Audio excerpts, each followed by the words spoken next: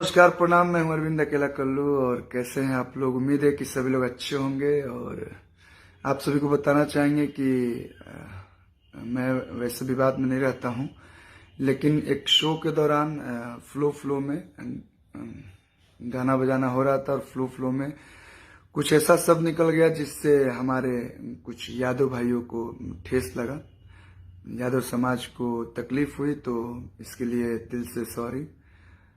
मैं वैसे भी कुछ ऐसा शब्द नहीं गाता हूँ या ऐसा शब्द नहीं बोलता हूँ जिससे किसी को तकलीफ हो। अगर तकलीफ हुई हो तो भाई उसे दिल पे नहीं लीजिएगा। और पहले भी बोलता था और अभी भी बोलूंगा कि आगे कभी भी ऐसा कुछ नहीं करूंगा जिससे आप लोगों को, आपको क्या, किसी को भी तकलीफ हो। तो प्लीज आप लोग इसे तिल को तार नहीं बनाइए, इसको यहीं पे खत्म कीजिए। Thank you. कि अखिया के नींद चैन दिल के उड़ाबो है, अखिया के नींद चैन दिल के उड़ाती है,